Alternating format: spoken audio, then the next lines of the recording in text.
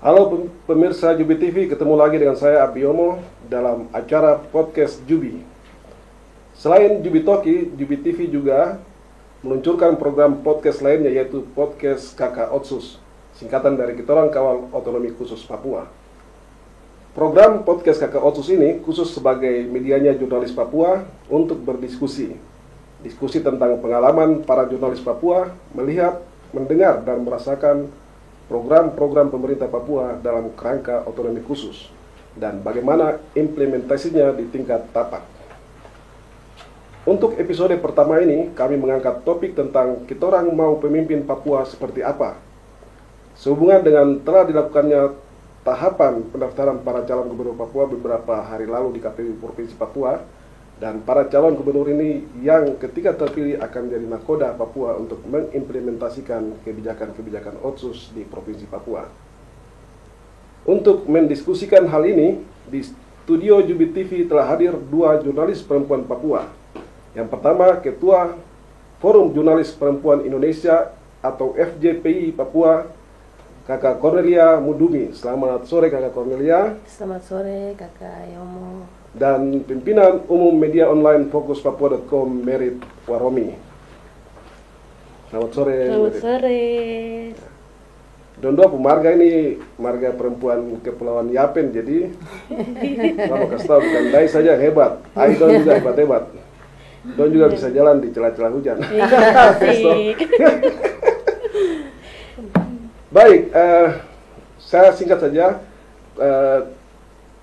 Cornelia Mudumi atau disingkat Koni ini hari-hari bekerja sebagai reporter di Ainus TV ya. Siap, benar. Dan Merit Waromi selain menulis untuk fokuspapua.com, AI1 ini juga konten kreator. Dia pun nama YouTube itu Mace Papua Pencerita dari Timur. Itu soal kuliner sampai jalan-jalan di Papua, dia blender di channel ini. Keren. Oke, sebelum membahas topik ini, Kakak Koni mungkin Ya. saya kasih kesempatan pertama untuk cerita sedikit dulu tentang pekerjaannya dan bagaimana ceritanya sampai jadi jurnalis. Siap. Silakan. Ya. Baik, terima kasih. Senang sekali ya saya dapat dihadirkan di podcast Jubi TV ini, dan ini satu apresiasi juga kepada saya bagaimana saya akan membagi pengalaman menjadi seorang jurnalis, apalagi perempuan Papua. Ya, pertama kali saya mengenal dunia jurnalis itu sejak 2009 sudah mengenal dunia jurnalis, dan ketika sudah bekerja di dalam dunia jurnalis atau dunia broadcast secara khusus di televisi ya. Yeah. Di situ saya mulai tertarik dan jatuh cinta dengan pekerjaan hingga saya memutuskan untuk menjadi seorang jurnalis hingga saat ini, yaitu jurnalis TV. Setelah menjadi jurnalis di televisi juga, saya tertarik dengan jurnalis menulis sebagai online ya, berita-berita online juga saya tertarik sekali, apalagi melihat perkembangan zaman saat ini. Dan ya, kita jurnalis secara khusus jurnalis perempuan Papua juga tidak boleh ketinggalan. Intinya menjadi seorang jurnalis itu harus banyak membaca dan juga menulis. Intinya itu sedikit. Baik, ini Kakak Merit lagi mungkin cerita sedikit tentang pekerjaannya dan bagaimana ceritanya sampai jadi jurnalis. Oke, baik. Pertama-tama saya mau sampaikan selamat ulang tahun untuk Jubi Papua yang 31 Agustus kemarin berulang tahun ke-23. Selamat ulang tahun ya untuk Jubi, terus menginspirasi kami pastinya. Dan yang berikut, terus menjadi pewarta berita yang berkualitas di tanah Papua. Terima kasih. Oke, jadi kalau cerita awal saya terjun jadi jurnalis, saya mungkin baru ya. Saya punya kakak di samping dua ini lebih senior lah dari saya. Jadi saya mengenal dunia jurnalis itu tahun 2012. Jadi begitu selesai SMA, saya kakak kebetulan dia bantu-bantu di Majalah Lani waktu itu. Jadi sudah kakak diajak saya gabung di Majalah Lani dari 2012. Waktu itu belum jadi jurnalis, saya sebagai marketing. Ya. Dari situ baru sekarang ini saja, jadi masih baru, tapi saya terus berusaha untuk belajar dan terutama itu lihat dari senior-senior karena perkembangan hari ini media, apalagi dengan adanya transformasi digital, ya ini juga menuntut kita untuk terus aktif dan ya ini jadi tantangan tapi juga jadi motivasi buat saya di dalam kerja-kerja jurnalis di Kota Jayapura khususnya. Baik. Ya. Baik. Oke, terima kasih. Pertanyaan berikut, apakah ada waktu tertentu atau titik tertentu yang kemudian diambil oleh mungkin kakak Cornelia maupun kakak Merit, oh ini sudah kayaknya panggilan hati atau memang ini biasa saja, jalani biasa saja. Apakah pernah ada satu masa pernah lihat, oh ini sudah panggilan hati gitu? Kalau dari pengalaman saya melihat sebagai jurnalis ya, apakah saya menjatuh cinta dengan pekerjaan ini atau seperti apa begitu ya kata Yomo ya? Memang memang ada timbul juga seperti begitu. Jadi tinggal saya jalani saja ini pekerjaan jurnalis sejalan. Kalau memang di mana saya merasa titik jenuh itu sudah ada, berarti saya resign atau keluar ya, cari pekerjaan yang lain. Tetapi ketika saya menjalani pekerjaan sebagai seorang jurnalis ini, ternyata pekerjaan jurnalis ini sangat luar biasa karena banyak pengalaman yang orang lain tidak bisa mendapat seperti kita ya. Seperti contohnya kita bisa berkomunikasi langsung dengan pejabat, ya. Terus kemudian ketemu hal-hal yang memang kita tidak tahu, akhirnya kita yang tahu di luar, seperti kasus-kasus dan sebagainya. Dari situ saya mulai mendalami pekerjaan jurnalis itu dan ya saya happy, fine. Baik. Iya. Baik. Kakak Merit bagaimana? Oke, kalau saya awalnya sampai saya betul-betul terjun ke sini tuh karena berangkat dari saya lihat kondisi di Papua itu, apalagi saya baru ya, saya lihat ada sesuatu yang menarik di jurnalis yang buat saya akhirnya ambil keputusan saya juga kayaknya harus di lapangan. Ya kayak tadi balik lagi kayak kakak Koni bilang, kita punya kesempatan-kesempatan istimewa misalnya tadi dengan pejabat dan juga ada liputan-liputan kayak kunjungan kemarin presiden dan wapres itu jadi pengalaman yang buat saya, wah ternyata jurnalis ini pekerjaan yang mengasihkan gitu. Jadi jalani dengan enjoy dan sampai hari ini saya menikmati gitu. Oke, baik. Oke, itu tadi cerita tentang latar belakang kenapa jadi jurnalis ya. Sekarang kita mau masuk ke topik ini. Topik baik. kita mau pemimpin baik. seperti apa. Ya, siap. Nah, ya kemarin tanggal 29 itu dua kandidat bakal calon gubernur Papua sudah mendaftar ke KPU Provinsi Papua. Nah, ini tahapan awal, tidak tahu nanti, tapi kemungkinan pasti akan ditetapkan dua calon untuk berkompetisi di Pilkada Papua ini. Nah, saya ingin meminta pandangan dari Kakak Koni dan Kakak Merit, kira-kira masyarakat yang Kakak Koni don ketemu di lapangan waktu meliput itu, orang ini sebenarnya mau pemimpin itu seperti apa? Iya. Mungkin Kakak Koni bisa kasih pandangan, Kakak Merit juga bisa silakan. Iya. Banyak pengalaman-pengalaman terkait meliput proses pilkada hingga pendaftaran hingga sampai pada pelantikan. Itu memang banyak sekali yang kami dapat di lapangan ya, terkait bagaimana bertemu dengan masyarakat, mendengar daripada mereka secara langsung bagaimana figur atau sosok daripada gubernur dan juga wakil gubernur yang mereka inginkan. Salah satunya adalah mereka ingin supaya ada perubahan di daerah mereka. Kita tahu bahwa di Papua ini kan untuk pembangunan infrastruktur kan sangat ketertinggalan ya, kita masih tertinggal di belakang. Ekonomi pun juga begitu, angka kemiskinan pun juga masih. Nah, ini informasi yang dari masyarakat mereka inginkan siapa atau figur gubernur atau pemimpin seperti apa yang mereka mau itu. Sebenarnya mereka ingin sekali, tetapi pengalaman mereka ketika ada gubernur yang mereka sudah pilih duluan,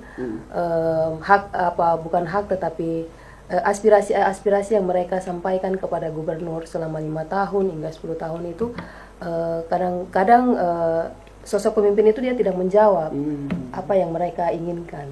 Nah, ini pengalaman kami baru saja untuk meliput bagaimana kesiapan pilkada. Di situ masyarakat mereka meminta untuk bagaimana sosok pemimpin yang nanti terpilih nanti ya, ketika nanti sudah terpilih nanti mereka ingin supaya pembangunan di Papua ini harus terus dilakukan, infrastruktur, dan juga kita lihat bahwa fokus pemerintah adalah pemerintah pusat adalah mereka menghilangkan angka stunting. Kita lihat kan angka stunting ini juga kan tinggi apalagi di Papua. Nah, mereka ingin itu kesehatan, infrastruktur kalau bisa dilakukan lah. Iya, apalagi di Papua ini ya. Pembangunan, masyarakat kita banyak di kampung-kampung yang susah. Mereka ingin memiliki rumah yang baik. Nah, itu mungkin salah satu aspirasi yang mereka ingin untuk sosok pemimpin, infrastruktur, kesehatan dan juga pendidikan. Nah, itu yang perlu diperhatikan. Kak Koni bisa cerita pernah meliput di daerah mana yang kemudian mungkin ada satu contoh yang Kak Koni bisa sampaikan kepada pemirsa yang nonton ini, kira-kira pernah liput di mana baru melihat atau mendengar situasi seperti begitu? Iya, contoh kasus yang bukan kasus ya, ini yang saya temukan dan juga mendengar daripada masyarakat sendiri.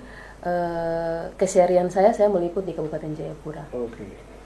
Nah, kita tahu bahwa di Kabupaten Jayapura juga pembangunannya juga sudah sangat baik. Cuma ada beberapa masyarakat yang mereka merasakan tempat pencarian utama mereka yaitu seperti kita lihat cagar alam, hutan sagu yang mulai dirambah karena kepentingan pembangunan dan sebagainya.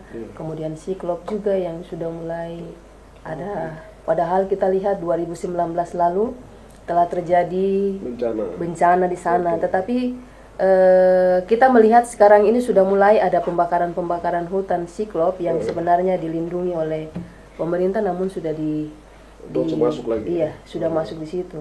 Nah, itu masyarakat mereka meminta supaya bagaimana pemerintah fokus melihat hal-hal seperti begini. Hutan sagu tidak boleh terlalu dihilangkan, karena itu juga salah satu faktor bagaimana masyarakat mereka mencari kehidupan ekonomi untuk kehidupan anak-anak dan juga keluarga mereka.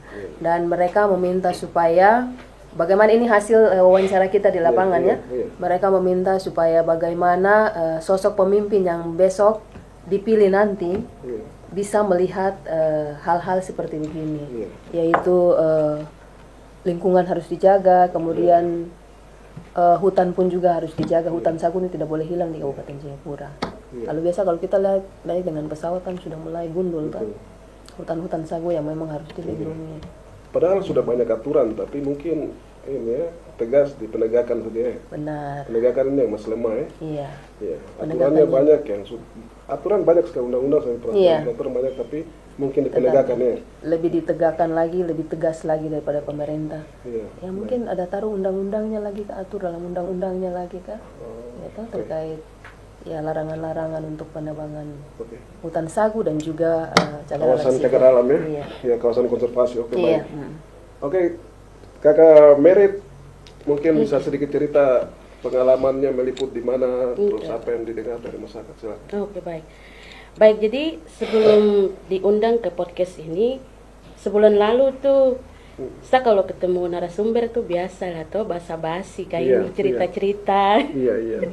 Jadi habis kegiatan gitu terus tong ada makan atau apa santai gitu. Bapak, aduh bagaimana lihat besok nih tong calon-calon kepala daerah. Jadi kita bahas nih macam kita yang nanti menentukan, tapi itu juga sebenarnya bagian dari ya. Iya, jadi ada cerita-cerita. Kebetulan saya meliput di dinas di provinsi juga, salah satu dinas di provinsi. Jadi sering ikut langsung di situ. Mereka juga terutama di ASN itu ya banyak juga ya kerinduan-kerinduan. Pemimpin yang besok ini kalau bisa betul-betul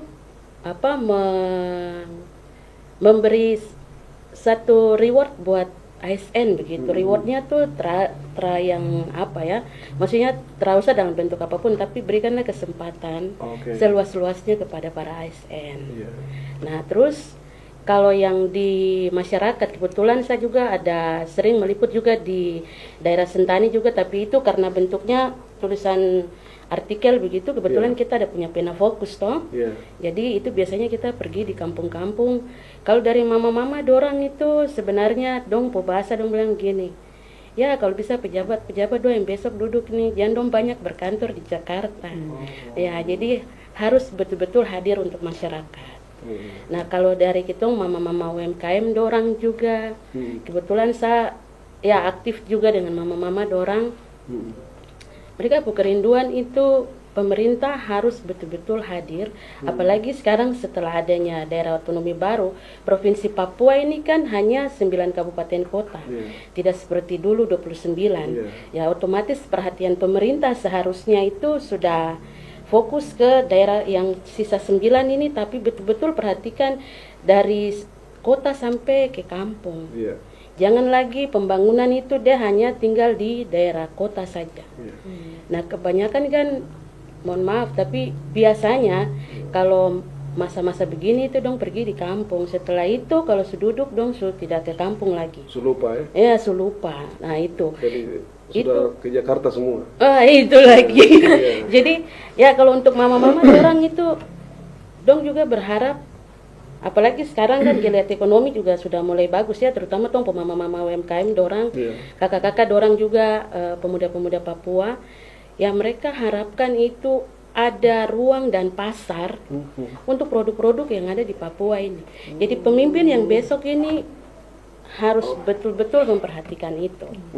Jadi tidak hanya membangun dari kampung saja, tapi perhatikan juga kita punya mama-mama yang dong sekarang lagi ada berusaha produk-produk UMKM dari tong punya kakak-kakak dorang, anak-anak muda Papua juga. Dan itu semua menjadi perhatian dan itu menjadi harapan mereka. Seperti itu mungkin awal dulu, nanti baru tong masuk lagi ke dalam lebih dalam lagi. Tong ke dalam baru tong keluar gak terapa-apa. Siap. Oke. Jadi sebelum saya ini saya punya cerita juga. Pernah di Mambramo itu 2010. Nah 10 tahun kemudian saya ketemu orang Mambramo yang saya ketemu 10 tahun lalu di Mambramo itu. Saya tanya, kampung-kampung ada perubahan kah? Yang waktu saya pergi itu bilang, yang kakak pergi itu masih seperti itu sampai sekarang. Itu. Iya. Akhirnya kemudian saya pikir-pikir, aduh, kasihan juga. Jadi kumpulan-kumpulan tulisan yang saya pernah tulis Mambramo, saya kemudian kumpul-kumpul terus kemudian bikin buku. Jadi itu karena itu dong ketemu dengan orang Mambramo itu bilang tidak ada perubahan di dong tempat itu. Jadi akhirnya memotivasi saya untuk bikin buku. Jadi jadilah buku Mambramo itu karena itu mereka punya keadaan itu tidak berubah dari 10 tahun lalu sampai sekarang. Jadi saya juga mengharapkan yang sama, mungkin pemimpin yang berikut ini, mungkin gubernur kah, bupati kah, dorang harus lebih banyak jalan ke kampung-kampung. Benar, iya betul. Betul, karena itu sudah tadi sudah daerah otonomi baru 9 kabupaten kota, seharusnya perhatian juga sudah harus bisa merata begitu jangan sampai nanti ada yang jadi anak tiri lagi. Apalagi kan kita di wilayah timur nih kan sudah 6 provinsi ya. 6 provinsi, jadi mungkin ya itu. Di kampung-kampung itu memang harus diperhatikan pembangunannya dan sebagainya. Tadi saya dengar itu di bidang lingkungan sudah ada, di bidang ekonomi tadi sudah ada. Mungkin ada lagi di bidang pendidikan kah, kesehatan kah yang jadi harapan masyarakat? Ada. Kalau di bidang pendidikan juga ada. Itu seperti apa itu? Bidang pendidikan ini kita punya anak-anak ini memang mereka ya dibilang belum 100% lah mereka menerima pendidikan dengan baik. Contoh saja di kota masih ada anak-anak yang tidak mendapatkan hak mereka sebagai pendidik yang baik. Guru-guru kadang ada, kadang tidak ada. Itu contoh yang kami dapat di lapangan. sehingga kadang-kadang guru-guru ini juga tidak diperhatikan ya, bukan kita ini, tapi maksudnya ini yang kita dapat di lapangan, bagaimana guru-guru tidak mendapatkan hak yang baik. Kemudian banyak honorer juga yang begitu diterima, kemudian mereka punya hak-hak sebagai ini pemerintah tidak perhatikan. Nah, dan ini yang membuat mereka tidak semangat untuk memberikan ilmu kepada anak-anak kita. Ini yang kita dapat di kota ya. Ini masih ada di kota juga, pendidikan pun juga tidak diperhatikan. Nah, itu mungkin salah satu poin penting yang harus diperhatikan untuk sosok pemimpin yang akan datang. Iya. Baik. Oke. Ibu Mary? Oke, kalau saya tuh begini. Kebetulan 2023 itu saya aktif meliput di Dinas Pendidikan Provinsi Papua. Waktu itu masih zamannya Pak Kadisnya itu Bapak Protasius Lobia ya, beliau sekarang sudah pensiun. Waktu itu seingat saya beliau itu ada mendorong kurikulum kontekstual. Itu dalam posisinya waktu itu sudah Undang-Undang Otonomi Khusus yang 21 ya. Nah, waktu itu dia sudah dorong itu.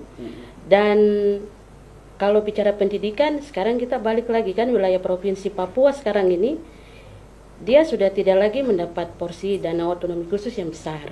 Nah, sekarang kewenangan itu ada di kabupaten kota seutuhnya. Jadi kalau nanti untuk pendidikan, menurut saya pemimpin nanti yang lahir nanti di kabupaten kota itu yang terpilih ya, yang terpilih itu untuk pendidikan seharusnya dia sudah bisa mengatur porsi yang seluas-luasnya. Apalagi yang saya tahu yang PP 106 itu Undang-Undang Otonomi Khusus 2021 kemarin ini, itu kewenangan semua ada di kabupaten kota. Sementara di Provinsi Papua itu dia hanya mengurus 5 sekolah yang memang masuk dalam wilayahnya Provinsi Papua. Itu salah satunya kayak ini Semangkor yang di Buper ya. Sekolah olahraga. Terus kalau yang di Jayapura itu yang SMK Pariwisata, SMK 1 ya. Ya itu. Jadi ada 5, dan Provinsi Papua sebenarnya kewenangan untuk pendidikan itu tidak terlalu besar seperti dulu karena sekarang ada di kabupaten kota. Jadi kalau untuk pendidikan menurut saya itu sebaiknya nanti bupati wali kota itu harus memperhatikan dengan baik sekali bagian itu. Karena begini, di 9 kabupaten kota ini kalau kita mau lihat lagi, kita tidak pungkiri bahwa ada daerah yang dekat dengan Jayapura, tapi dia masih tertinggal. Hari ini anak-anak. Itu daerah apa itu? Tahu? Ya, Kerom lah contohnya. Kerom. Sekarang anak-anak dituntut belajar dari media, YouTube dan lain-lain ya. Tapi bagaimana dengan pelosok-pelosok yang ada di Provinsi Papua? Mereka belum mengakses internet itu dengan baik. Nah, terbaru kemarin memang ada ya pembangunan BTS itu, walaupun kemarin ada dia punya kasus, tapi terbaru yang saya ikuti di Kabupaten Kerom sana itu ada pembangunan BTS juga. Nah, cuma ini lagi, kita bangun tapi masyarakat ini kan sebenarnya awam, tidak tahu dengan barang-barang itu. Jadi memang guru itu sangat diperlukan. Jadi bicara pendidikan itu menurut saya siapkan dulu guru-guru yang ada di pelosok-pelosok ini. Karena kalau tidak, kurikulum dari sekarang kan sudah sama tuh, satu Indonesia kan sama kurikulumnya. Kurikulum Merdeka. Iya, kurikulum Merdeka. Belajar, Terus sekarang anak-anak yang di kampung-kampung ini mau bagaimana? Nah, makanya kalau saya pemimpin yang besok dia pimpin di kabupaten, terutama kabupaten-kabupaten yang masih banyak dia punya daerah-daerah yang tertinggal, harus perhatikan itu guru-guru dengan baik. Karena kalau guru sudah diperhatikan, dia punya infrastruktur telekomunikasinya disiapkan, saya yakin anak-anak itu bisa mengerti. Ini kalau hanya bangun terus rada guru kan sama saja. Jadi kalau besok ini kan belum kampanye toh, nanti 22 baru dia punya ini ya penentuan siapa yang termasuk nanti dong ambil nomor urut, baru habis itu dong kampanye kayak ini. Jadi waktu kampanye itu nanti masyarakat harus lihat baik-baik, dengar baik-baik, simak toh, jangan sampai ini janji-janji manis banyak lagi. Khusus pendidikan itu menurut saya guru harus disiapkan dengan sarana telekomunikasi itu harus ada. Iya. Karena mau tidak mau sekarang sudah zamannya sudah transformasi digital. Iya. Jadi mau tidak mau sampai di kampung-kampung juga harus bisa akses yang namanya internet. Iya. Baik. Itu mungkin Iya. dari saya sementara. Ya, Kak Koni, ini Otsus ini kan sudah berjalan 23 tahun. Nanti hitung bulan Oktober besok, itu sudah 23 tahun. Apakah 23 tahun itu tidak cukup kah untuk pemerintah bikin orang Papua jadi berdaya begitu? Kita dengan 23 tahun itu sangat lama sekali. Iya. 23 tahun itu sangat lama. Itu anak sudah selesai. Sudah selesai ya. Sudah kan? Iya, sudah. Sudah. Sudah selesai. OSIS ini 23 tahun, tetapi ya itu yang kita lihat sampai saat ini ya itu belum kelihatan tampak sekali Iya. di wajah kita punya masyarakat Papua ini. Iya. Masih kurang, belum ada penampilan yang sempurna ya kita Iya. bilang Iya. di Papua ini. Contoh saja saya sendiri pun juga begitu, dari kecil hingga saat ini juga pun tidak melihat Otsus itu, tidak merasakan Otsus itu. Baru Otsus ini untuk siapa ya? Nah ini jadi tanda tanya buat kita. Iya. Kalau Kakak Mary melihatnya bagaimana? Kalau saya lihat Otsus ya Ini jujur saja. Iya, ini jujur. Berhasilkah tidakkah? Bukan berhasil ya, berhasil itu. Ya apa yang ya Otsus ada ini terjadi perubahan di sini, tapi tidak terjadi perubahan di tempat lain. Oke, silakan. ya. Kalau saya mungkin saya lebih tertarik begini. Mungkin Otsus dulu ketong karena dong belum atur baik. Ya. Sehingga ketong tidak tahu ini dana yang turun-turun ke masyarakat ini Otsus punya kah atau mana. Iya, itu kalau saya lihat begitu. Artinya Ada dari DAK apa lagi? Iya. Iya. Jadi masyarakat yang penting terima bantuan tapi tidak tahu Tidak dia tahu ini punya dari mana. iya, Ini sumbernya dari mana? sumbernya dari mana. Kalau yang sekarang puji Tuhan karena begini, sekarang kan yang otonomi khusus baru dia memang prioritasnya orang asli Papua. Jadi macam yang saya meliput di Dinas Pariwisata, saya sebut saja ya. Itu bantuan itu disebutkan di situ khusus OAP karena bersumber dari dana otonomi khusus. Oke. Makanya puji Tuhan sekarang kita tahu oh ternyata ini Otsus yang turun ke sini. Kalau dulu kan kayaknya tidak. Makanya mohon maaf mungkin banyak yang tidak tahu Oke. bentuknya seperti apa turun di masyarakat Iya. terima kan dong tidak pernah sebutkan. Tapi kalau sekarang itu disebutkan. Jadi ya itu 23 tahun, balik lagi tadi pertanyaannya Pak Abe, 23 tahun. Kalau saya pribadi, saya bisa bilang berhasil tapi tidak juga. karena begini, berhasilnya apa? Kan kita tahu anak-anak Papua yang pergi sekolah ke luar negeri kan rata-rata itu dana otonomi khusus ya. Jadi yang terlihat itu ketong tidak bisa bilang tidak ada, Iya. ada karena ada pengembangan sumber daya manusia. Salah satunya anak-anak Papua pergi sekolah di sana. Tapi kalau dibilang tidak terlihatnya itu ya tadi balik lagi kehidupan masyarakat yang ada di kampung-kampung. Yang seharusnya mereka itu mendapat perhatian lebih dari dana otonomi khusus itu. Berarti sebenarnya di manajemennya atau bagaimana dirubah begitu ya? Harusnya Dipantau. perhatian ini langsung ke kampung-kampung saja begitu. Iya, Baru- jangan melalui pihak dari pemerintah lagi, terus turun lagi ke mana lagi, turun lagi ke bawah kan ini kan maksudnya kalau bisa langsung dana Otsus itu dibawa dari pusat langsung mereka bawa ke kampung begitu, biar langsung inilah masyarakat bisa langsung tampak mereka lihat. Iya. Tetapi kan yang selama ini yang kita lihat kan ya itu turun ke pihak 1, pihak 2, pihak 3 jadi ya. Tapi ada satu persoalan juga. Iya. Tompu kepala-kepala kampung juga. Misalnya dana kampung saja.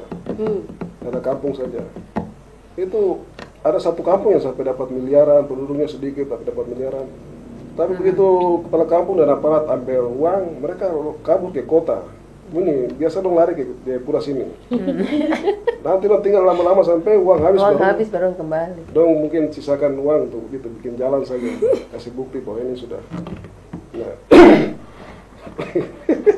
sorry, itu pengalaman yang pernah saya ada. Iya, Nah, itu pun juga bukan hanya KKAB saja, kita pun juga dengar dengar isu seperti begitu, bukan isu ya, ini informasi yang memang kenyataan yang terjadi. Bahwa seperti itu, kadang-kadang kan dana otsus sudah diberikan, namun yang dipertanggungjawabkan itu kan dia tidak bertanggung jawab dengan baik-baik. Bagaimana dia menyalurkan kepada masyarakat yang sebenarnya mereka membutuhkan, namun dia membawa dana otsus itu untuk hal-hal yang betul. sebenarnya tidak boleh. Saya pernah juga lihat itu dong bikin laporan fiktif juga. Ini kerjasama dengan pendamping respek apa namanya itu.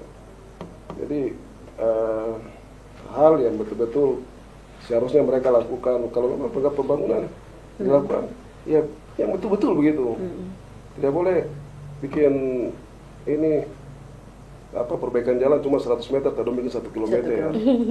Nah itu kan jadi masalah juga. Tidak boleh bikin ini untuk satu sekolah tapi udah coba bangun untuk satu kelas saja. Karena itu yang pendapat di lapangan juga praktek-praktek itu. Nah itu kemudian masyarakat tidak rasakan sebenarnya uang besar, tapi karena dimanipulasi, akhirnya akibat dong yang rasakan. Memang kita ngakui otsus dananya besar, tapi itu sudah di pengaturannya. Gitu. Ujung-ujungnya masyarakat korban lagi. Kata Merit waktu liput itu apa yang dari kawal otsus itu bisa ceritakan sedikit bagaimana yang didapat di sana itu? Itu persoalan apa ya? Waktu itu kita ngangkat tentang disabilitas ya. Oh, disabilitas. Disabilitas di kampung Sabron. Jadi itu sebenarnya kembali lagi tadi ke aturan pemerintah. Jadi sebenarnya itu untuk kita punya saudara-saudara mereka yang disabilitas. Ya ini juga mungkin di kesempatan baik ini juga kita sampaikan bahwa mereka juga perlu mendapat perhatian yang lebih ya, yang disabilitas. Jadi waktu ketong yang kawal otsus itu, ketong tulis di kampung sana itu ada salah satu anak perempuan, dan itu dia untuk mendapatkan, dia punya kursi roda kah kalau tidak salah teh waktu itu. Itu tuh kayaknya gimana ya, macam bukan dipersulit juga karena ada beberapa hal yang terkait dengan administrasi. Jadi kayak tadi di pemerintah kampung itu kepala kampung tidak bisa daftar dorang karena belum punya surat-surat kependudukan misalnya. Nah itu seperti itu.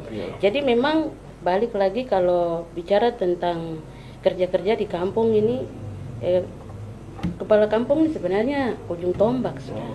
Sebetulnya kalau bisa harusnya ada kebijakan-kebijakan. Karena di kampung itu kan tidak sama seperti orang-orang yang ada di kota toh. Jadi kalau kepala kampung yang dia terpilih dari situ, sebetulnya dia lebih tahu masyarakat ini kayak bagaimana, apa yang dia butuhkan. Kalau memang secara administrasinya seperti itu, apalagi ini kan ada nih dia dalam keadaan yang memang membutuhkan pelayanan kesehatan. Seharusnya ada langkah-langkah yang dilakukan supaya menolong dulu. Seharusnya. Tapi ini kan semuanya sekarang ini kesannya kayak administrasi dulu. Administrasi itu lebih penting karena tadi nanti sampai di rumah sakit ini kan ketong poliputan kan jadi terasa sampai di kepala kampung, ketong pergi sampai wawancara di dinas-dinas. Kebetulan waktu itu yang wawancara itu kakak Siska dengan kakak Yesi. Jadi karena dong pos di Kabupaten Jayapura kak, jadi dong wawancara langsung dengan DPR, terus wawancara juga dengan Bapeda, dengan Kadis Sosial, Kadis Kesehatan untuk mengkonfirmasi situasi yang ketong temui di lapangan. Jadi memang ada sedikit miss antara proses administrasi di kampung sampai ke dinas. Tapi puji Tuhannya, ketong punya bapak, mama yang duduk dinas sosial Kabupaten Jayapura dong luar biasa. Jadi langsung sudah dieksekusi dengan baik. Jadi ada itu dia sudah mendapatkan bantuan juga seperti itu. Sudah dapat bantuan ya? Sudah dapat bantuan. Jadi puji Tuhan program Kawal Otsus kemarin itu bagus juga. Jadi kita tulis ternyata ada dampak buat mereka yang ada di kampung-kampung. Jadi harus disentil dulu baru Baru mungkin bisa. bisa turun kan begitu. Aduh, itu lagi kebiasaan pemerintah kan biasa begitu tuh. Biasa begitu tuh harus ada kritik dulu. Iya. Harus ada kritik tajam dulu baru mereka kalau tidak ada tuh ya pasti ya senyap-senyap saja begitu ya. Betul. Betul. Iya. Iya. Apa kalau kakak Koni dengan kakak Merit, mungkin kakak Koni dulu ya, lihat pelayanan untuk kesehatan ya, khususnya dari tingkat puskesmas, yang mana mereka melayani OAP, apakah masih ada kendala atau sudah bagus? Iya, kalau berbicara lagi tadi pendidikannya, sekarang kita masuk ke kesehatan. Memang kalau untuk pelayanan kesehatan secara khusus di Papua ini memang belum maksimal. Kita lihat masih banyak kasus-kasus yang kita temui di lapangan juga. Terkait tadi seperti kakak tadi bilang soal administrasi ya. Iya.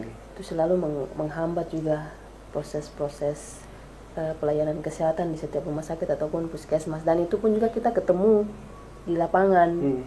Nah, kami juga maksudnya waktu itu ada keluarga juga yang sakit, bagaimana kita menolong terus mengurus segala sesuatu administrasi terkait dengan pengobatan dan sebagainya, biaya itu juga dipersulit. Masih banyak padahal ini di kota besar ini. Betul, Tetapi masih saja ada dipersulitkan terkait administrasi.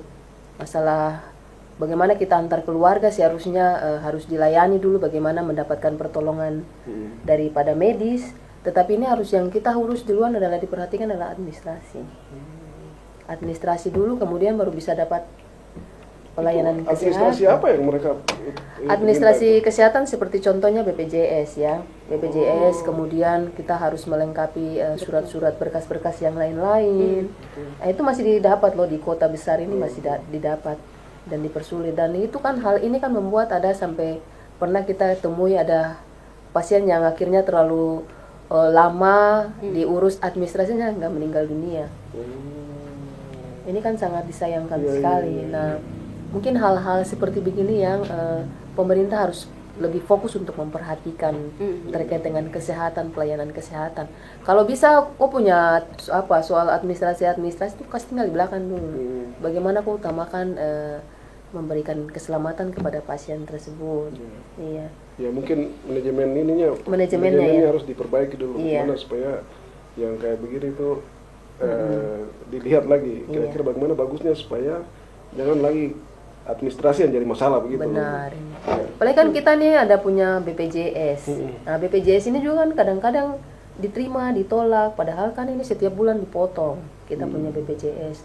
Tapi di situ kadang-kadang juga soal pengobatan dan biaya-biaya lainnya itu kadang-kadang disuruh cari keluar. Kita punya BPJS juga tidak berfungsi. Nah, ini salah satu dampak juga. Itu banyak yang mengeluh soal itu. Benar sekali. BPJS ini kan juga sampai sekarang masih jadi bahan pembicaraan juga. Pakai BPJS tapi waktu disuruh cari obat di apotek luar itu justru beli begitu. Justru beli. Bukan pakai BPJS. Tidak itu. dipotong melalui BPJS, malah kita harus pakai uang sendiri di rumah. Ini kan aduh omong kosong sekali. Iya. Iya, nah mungkin hal-hal begini yang harus diperhatikan oleh pemerintah ya.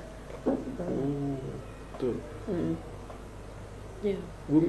Kakak Merit ada pengalaman? Iya. Kalau saya tertarik juga isu kesehatan ini karena begini, waktu itu kayaknya 2023 seingat saya tuh, itu ketong ada sempat ini wawancara dengan bapak-bapak don dinas kesehatan. Jadi terkait dengan itu tadi pelayanan kesehatan, apalagi otonomi khusus di Papua toh. Dengan adanya aturan dari Kementerian Kesehatan, itu kan seluruh Indonesia tuh dong sudah berlakukan wajib yang dong bilang universal health coverage itu. Toh dong bilang kesehatan semesta ke apa barang tuh. Ya, jadi itu dia bisa mengcover seluruh pembiayaan kesehatan. Yang tadi lewat BPJS JKN ya. Dia punya itu kan lewat itu kartu Indonesia Sehat. Kartu Indonesia Sehat ya. Jadi di Papua juga akhirnya otonomi khusus itu yang dulu dong pakai kartu Papua Sehat itu kan harus integrasi dengan BPJS. Makanya waktu itu sempat ketong ada meliput itu terkait dengan integrasi KPS ke BPJS. Karena begini, ada pembiayaan-pembiayaan di dalam BPJS itu yang tidak bisa di cover. Contohnya macam misalnya kalau di KPS itu dari datang sampai pulang, kalau misalnya meninggal dunia itu ada uang peti peti jenazah. Tapi kalau di BPJS yang ini itu tidak ada pembiayaan seperti itu. Nah, jadi waktu itu pemerintah sebetulnya mendorong bilang terserahlah apapun namanya. Ini pemerintah provinsi kah pemerintah Pemerintah Indonesia? provinsi. Oke. Mau dorong namanya KPS Plus kah atau apapun namanya. Intinya jaminan kesehatan untuk orang asli Papua itu harus tetap ada. Nah, akhirnya waktu itu kalau kita ngikuti 2023 itu kan ada beberapa kabupaten kota yang melakukan kerjasama dengan RSUD Dok 2 Iya. dalam hal rujukan. Iya. Nah, itu salah satunya karena tadi ada dana otonomi khusus toh. Jadi itu yang dorang coba lakukan kerjasama supaya pasien-pasien yang dari kabupaten itu biaya rujukannya itu ditanggung oleh tadi dana otonomi khusus. Entah programnya namanya apa tong tidak tahu karena itu pemerintah doang yang dong purana, tapi setahu saya itu dilakukan untuk tadi mengcover pembiayaan yang sekarang semua ketong ini sekarang terhadap KPS lagi, ketong kan pakai BPJS toh. Nah itu makanya tadi balik lagi seperti tadi kakak Koni bilang, saya setuju. Jadi sebetulnya nanti tinggal mereka melakukan semacam evaluasi lagi dari aturan yang sudah ada. Aturan itu sebenarnya sudah ada, hanya kadang-kadang petugas-petugas di lapangan ini mungkin menjalankannya itu yang tidak maksimal toh. Jadi macam pelayanannya itu di masyarakat terkesan kurang menyentuh. Jadi aturan yang sudah ada itu diberlakukan dengan sebaik-baiknya, menyasar pasien atau masyarakat yang memang membutuhkan. Jadi BPJS dia tidak berdiri sendiri karena sudah otomatis pasti ada pembiayaan yang di-cover dari dana otonomi khusus. Apalagi orang Papua ini kan banyak yang tidak tahu, bahkan ketong juga kalau mungkin tidak meliput ketong tidak tahu. Jadi kalau bisa juga pemerintah mungkin harus undang media juga untuk bicara terkait hal itu, karena supaya media juga bisa memberi informasi kepada masyarakat. Toh sekarang ini khusus untuk orang asli Papua kayak bagaimana. Nah, jadi jangan juga kesannya seperti pemerintah tidak terbuka dengan masyarakat, terus jarang bicara dengan media juga. Hal ini penting. Apalagi sekarang dengan yang tadi itu toh sudah tidak lagi pakai KPS, toh masyarakat yang awam kan tidak tahu. Terus macam contoh biasa itu sekarang orang mau ke rumah sakit itu harus ada rujukan dari puskesmas. Kalau tidak ada rujukan dari puskesmas, biar kau tembak dari Arso datang hampir rumah sakit, tapi dong suruh pulang. Kan begitu. Nah ini kadang-kadang masyarakat itu tidak tahu. Jadi untuk sampai di rumah sakit di kota tuh masyarakat harus berujukan dari rumah sakit di daerah sana dulu, baru dong bisa datang sampai di kota sini. Nah hal-hal ini kan masyarakat tidak tahu. Masa dong sudah datang jauh-jauh baru dong ditolak. Jadi pemerintah lewat dinas kesehatannya mungkin harus juga memberikan sosialisasi ke masyarakat. Karena kita juga media, kalau saya itu 2023, seingat saya itu 2023 kita update itu, sampai sekarang kita tidak tahu perkembangannya sampai di mana. Khusus untuk dana otsus yang backup kesehatan tadi, apakah memang dia membiayai juga yang seperti tadi saya sebut yang 2023 itu atau sudah berubah? Jadi itu yang mungkin nanti harus ya pemerintah melalui media ini juga mungkin siapa tahu mendengar, kalau bisa ya ada informasi-informasi terkait itu, hal-hal tadi itu bagaimana rujukan, bagaimana masyarakat dapat obat atau yang di-cover oleh dana otonomi khusus itu disampaikan ke media. Mungkin, itu penting. Mungkin dorang harus perbaiki untuk metode sosialisasi juga. Mungkin ya selain lewat media sosial, lewat flyer, mereka juga mungkin harus langsung ke kampung-kampung, langsung saja. Atau turun ke kampung-kampung langsung untuk sosialisasi. Door to door kayaknya, langsung dari rumah ke rumah. Supaya tahu, supaya orang dong bisa tahu. Jangan sampai dong sakit baru dong tidak tahu barang itu. Nah, prosesnya seperti itu. Supaya jangan terjadi kejadian kayak tadi itu. Seperti dirujuk ke AB baru ternyata tidak ada rujukan dari puskesmas. Iya, seperti itu. Karena yang kita tahu kan dana otsus itu kan memang ada khusus buat kesehatan. Jadi ketika ada masyarakat yang tidak memiliki BPJS, Iya. itu ada di rumah sakit sudah disiapkan. Sudah disiapkan. Iya, dan dia pasti diterima untuk Mm-mm. lakukan pengobatan karena sudah ada pembiayaan otsus itu, walaupun dia tidak pakai BPJS itu. Oke. Tetapi mungkin ya itu kembali lagi mungkin kurang sosialisasi pemerintah kepada masyarakat. Iya. Seperti yang tadi kakak Abi juga bilang kalau bisa door to door ya. Iya. Ya kita inginkan hal itu juga dilakukan oleh pihak para medis atau pihak kesehatan untuk bagaimana turun di kampung-kampung langsung untuk mensosialisasikan kepada masyarakat supaya ketika ada masyarakat mereka di kampung mungkin sakit, mereka takut ke kota karena biaya yang sangat besar dan juga membutuhkan BPJS itu. Iya. Mereka bisa tahu bahwa oh ternyata ada dana otsus khusus yang disiapkan untuk kesehatan, pelayanan kesehatan di rumah sakit ataupun di puskesmas. Iya. Iya. Kepastian soal ini seharusnya masyarakat orang harus diupdate terus, dikasih tahu terus gitu. Karena banyak juga warga di kampung-kampung yang tidak berani untuk pergi berobat karena takut dong pikir biaya itu. Iya. Dong pikir di biaya, aduh, dong pergi lagi ini biaya dari mana. Jadi Iya betul. mindset itu masih tertanam di dong kepala. Ketika dong sakit, mungkin semua hampir meninggal, dong Iya. keluarga mulai pusing cari kendaraan untuk bawa ke puskesmas. Iya. Tapi waktu masih baik, waktu sakit-sakit ini tuh mau diajak ke puskesmas itu atau ke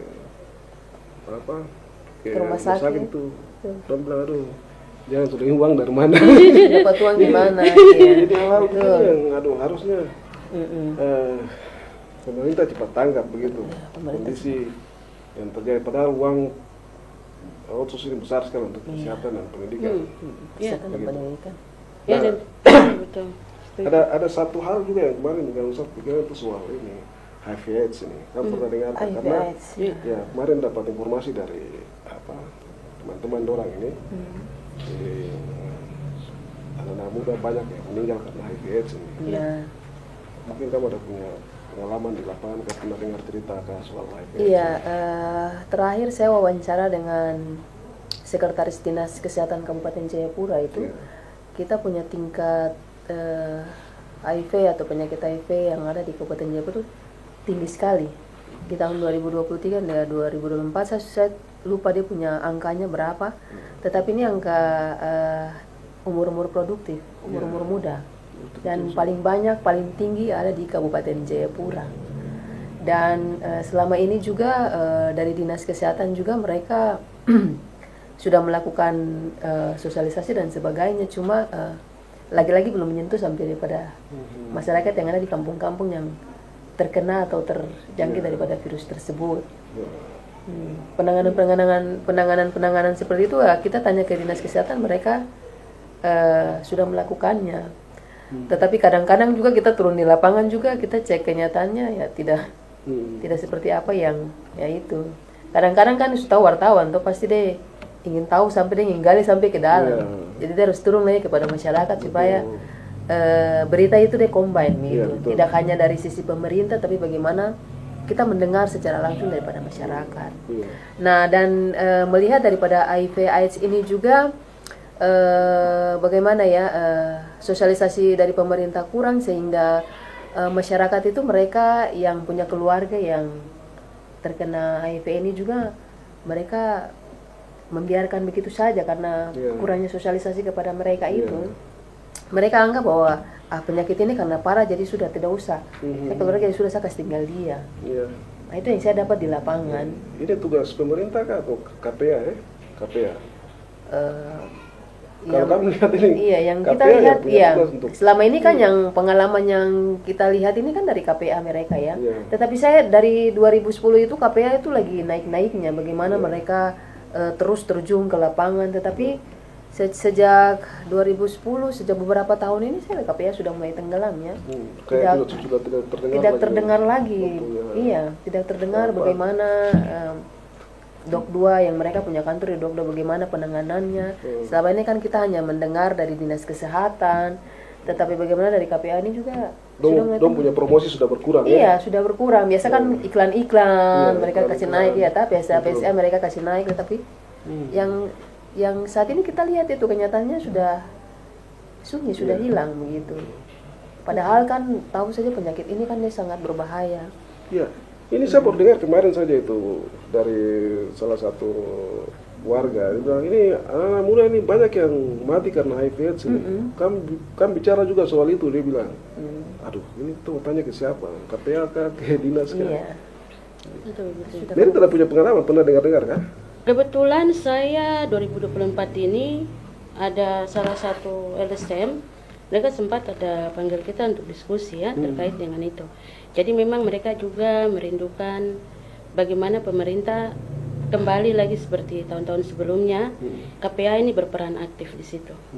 Karena KPA ini sebenarnya yang menjembatani LSM-LSM yang bekerja untuk sosialisasi ke masyarakat, maupun mereka melakukan pendampingan ke ODIF ya, sekarang mereka sebut begitu ya, penyebutan barunya itu ODIF. Jadi kalau yang saya dapat dari penyampaian diskusi dengan LSM, teman-teman LSM itu bahwa khusus untuk KPA Kota Jayapura mereka apresiasi KPA Kota, karena sejauh ini hanya KPA Kota yang melakukan kegiatan-kegiatan dan juga dukungan-dukungan ke LSM-LSM yang ada di Kota Jayapura. Tapi kalau cuma Kota Jayapura saja baru yang lain, karena kasus ini pasti tidak hanya di Kota Jayapura saja.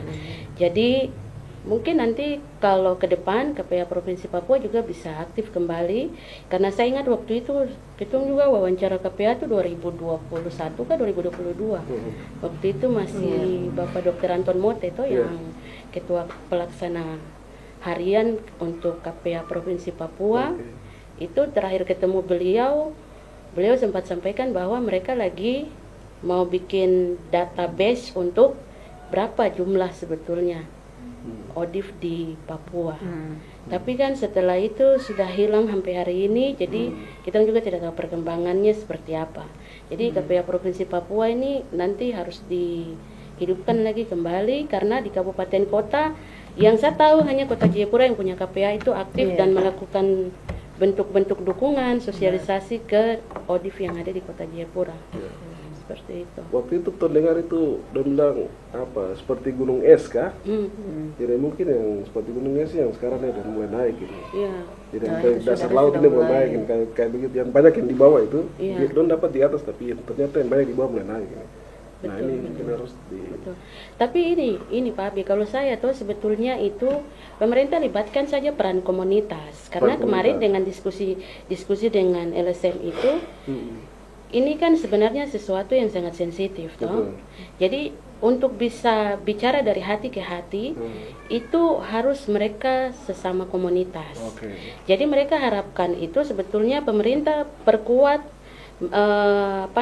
komunitas. Iya, peran komunitas itu sangat dibutuhkan. Karena mereka punya komunitas itu macam-macam, karena ODIF itu kan ada yang untuk anak-anak muda, tapi juga yang mereka menjangkau kayak macam yang dong bilang apa ya istilahnya kemarin saya lupa lagi, yang untuk bekerja di barbar ya. Ya itu mereka punya komunitas juga sendiri, termasuk yang waria juga mereka punya komunitas sendiri. Jadi sebetulnya peran komunitas ini dilibatkan saja sama KPA nanti sehingga bisa menjangkau itu. Karena dari mereka punya kesaksian keterbukaan diri itu susah. Jadi itu juga yang buat, makanya mungkin kita melihat kalau dari data kayak tadi Kakak Koni bilang mungkin ada meningkat, ya karena itu tadi keterbukaan diri. Akhirnya dia tidak berani untuk terbuka dengan lingkungan sekitar, bahkan untuk memeriksakan diri. Apalagi masyarakat juga tidak banyak yang ini ya bisa menerima. Iya, itu kayaknya masih. Keluarga sendiri. Saya juga pernah dengar. Jadi teman-teman yang ngurus ini soal orang dengan HIV itu memang berat. Keluarga sendiri saja tuh menyangkal begitu. Iya, seperti itu. Menyangkal. Tidak tahu ini seperti apa. Jadi tapi kita harapan itu pemerintah gubernur baru atau bupati baru menghidupkan KPA itu kembali lagi. Melihat persoalan ini. Dan melihat ini sangat memang harus serius sekali ditangani. Kalau tidak penanganan dengan serius ini akan meningkat terus ini. Karena ini rata-rata kan orang Papua, orang asli Papua gitu. Paling banyak orang asli Papua. Betul. Dan yang penekanannya tuh yang penting tuh apa? Jangan hanya sampai di program. Karena saya dengar kemarin itu dong ada program namanya ATM. Yaitu AIDS, TB, malaria. Ini hampir di seluruh kabupaten kota itu dong semua canangkan itu. Kayaknya kerjasama dengan UNICEF kalau saya tidak salah Itu kan? AIDS TB malaria itu maksudnya? Itu gerakannya. Oke. Jadi pencegahan itu tadi ATM itu. Iya. AIDS, TB, malaria. Jadi karena tiga ini penyakit ini tuh dia ada di Papua tuh, jadi orang bikin satu gerakan untuk itu pencegahan. Nah, jadi jangan sampai hanya di program saja. Kalau bisa memang betul menyasar sampai di masyarakat. Masyarakat ya. Oke. Baik.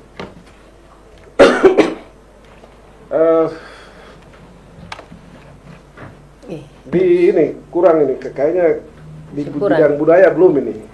Oh iya, Di bidang budaya ada punya pengalaman di bidang budaya kayak Merit kah atau Iya. kayak Koni kah? Mungkin di bidang budaya juga memang harus kita Adat dan bahas. budaya, iya.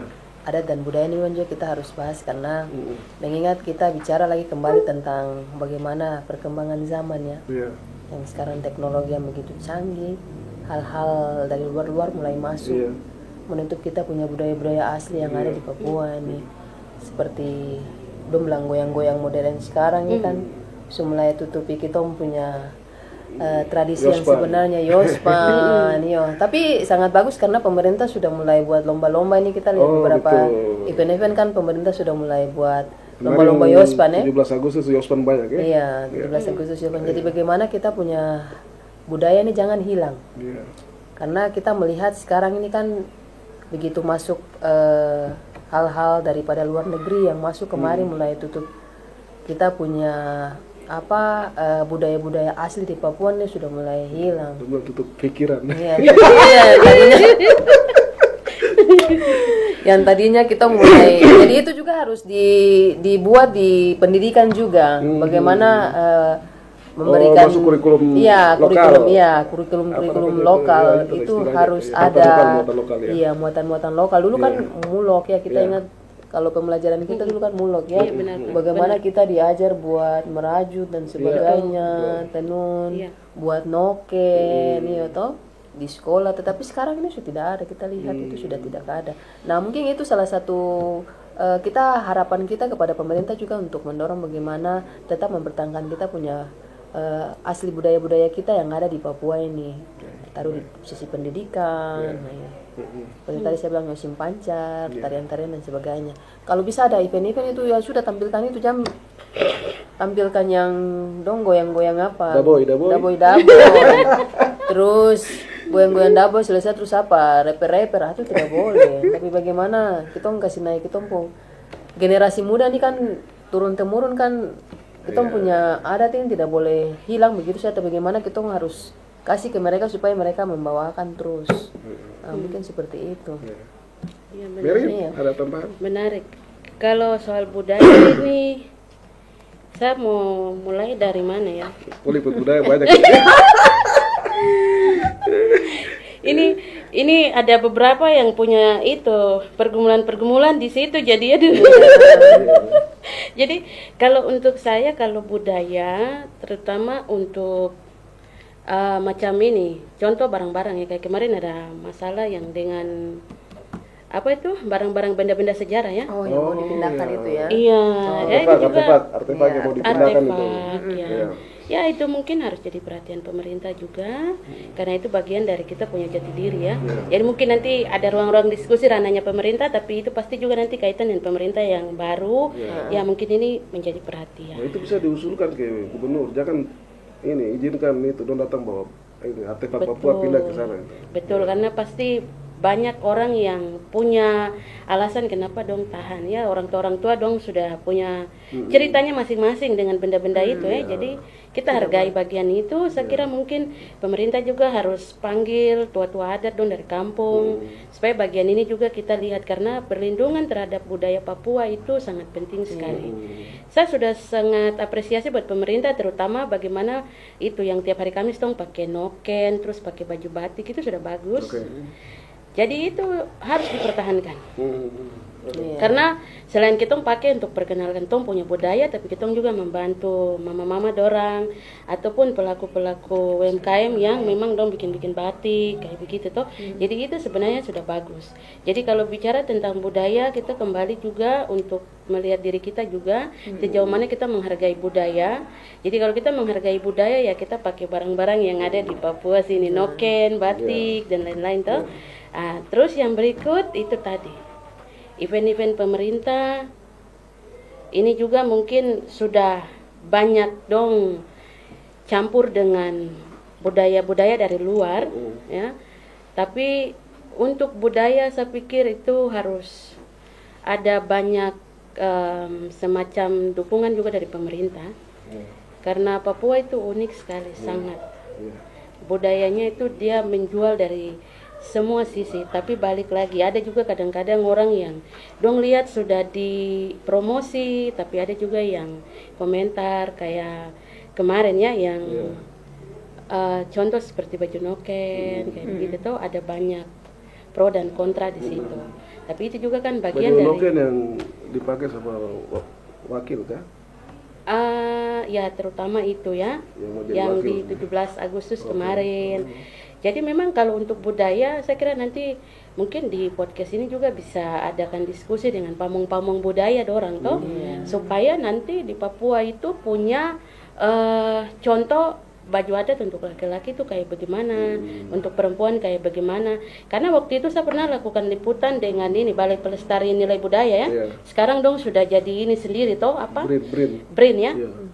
Gabung dengan yang arkeologi toh. Nah, itu kan dorang sampaikan bahwa misalnya kayak mahkota Papua contohnya. Kenapa sampai mahkota Papua itu perempuan juga pakai? Padahal contoh kalau kayak di suku Biak itu perempuan itu pakai yang tusuk konde, tidak yang bentuknya mahkota begitu. Tapi karena UMKM dong sudah bikin, akhirnya orang beli.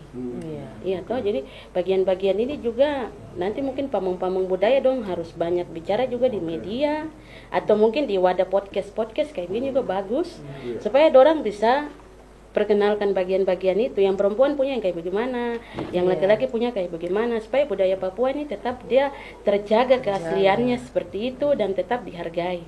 Karena dong bilang budaya itu dia harus dihargai lebih tinggi dari apapun. Jadi itu kita harus hargai bagian itu. Jadi penting juga masukan-masukan dari pamong-pamong budaya supaya kebudayaan di Papua ke depan, siapapun tokohnya nanti mungkin dia yang mau pakai baju adat dari Papua itu betul-betul memang konteksnya Papua. Oke, di bagian terakhir ini mungkin ingin dengar kira-kira rekomendasi apa begitu dari Kakak Koni dan juga mungkin Merit untuk gubernur yang baru ini. Dari yang tadi bahas-bahas ini kira-kira apa yang mungkin titip PRK pesankan buat gubernur yang akan terpilih dipilih nanti. Yang dipilih nanti dan untuk masyarakat seperti apa ya, silakan. Baik, mungkin statement terakhir ya, closing statement ya terkait dengan figur pemimpin yang akan datang. Secara khusus bicara nih Kabupaten Jayapura ya. Untuk Kabupaten Jayapura bisa juga untuk gubernur Papua buat Bupati Kabupaten Jayapura dan juga Gubernur Papua yang akan terpilih nanti di tanggal 27 November ya 2024. Saya juga mewakili masyarakat bagaimana berharap kepada pemerintah yang akan terpilih nanti untuk bagaimana fokus dan serius untuk memimpin dan juga membangun Provinsi Papua ke depan. Kita tahu bahwa tadi hasil perbincangan kami semua ini kan banyak sekali kekurangan yang masih terjadi di Provinsi Papua, yaitu terutama pendidikan, kesehatan, ekonomi, dan juga infrastruktur.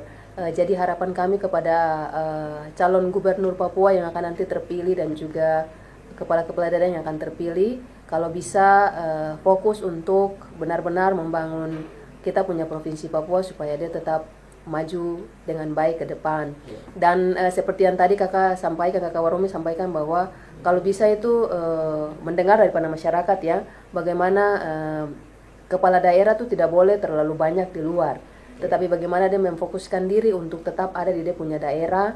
Dia tahu bahwa ketika dia sudah duduk menjadi gubernur dan juga menjadi bupati, itu adalah suara rakyat, dan bagaimana dia harus menghargai itu. Dia tetap fokus duduk dan dia melihat bagaimana membangun dia punya daerah yang masyarakat mempercayakannya kepada dia. Mungkin itu. Baik. Oke. Dari Rekan Merit, silakan. Baik, kalau saya tuh begini, PR buat besok gubernur maupun bupati wali kota yang terpilih kita ada 42 ya, saya tidak salah, 42 kabupaten kota Di Papua saja. di Papua, 42 dengan kita sekarang sudah 4 provinsi. Iya. 6. Dengan Papua Barat. Papua Barat. Ya, 4. Ya, untuk itu saya mau bilang begini, PR besarnya untuk terutama di Provinsi Papua ini itu setelah daerah otonomi baru, fiskal daerah di Provinsi Papua itu tidak lagi ditopang dari sektor tambang. Oh, tidak lagi dengan timika. Iya, karena sudah Bisa, ya? otomatis sudah bagi. Jadi Provinsi Papua ini didorong waktu itu dalam laporan perekonomian yang disampaikan oleh Bank Indonesia itu, mereka mengusulkan ada sumber pertumbuhan ekonomi baru di Provinsi Papua, yaitu pariwisata dan juga kopi ya, di pertanian. Oh, pertanian. Iya. Termasuk juga perikanan karena di daerah pesisir seperti di Biak. Oke.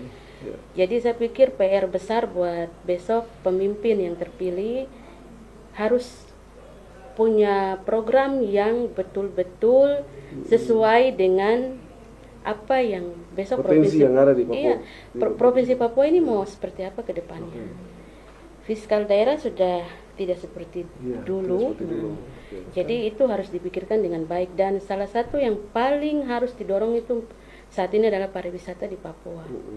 Ya, butuh pemimpin yang bisa punya pikiran-pikiran yang luar biasa lah, kalau kita bisa bilang ya. Luar biasa itu dalam artian berpikir di luar kebiasaannya dia.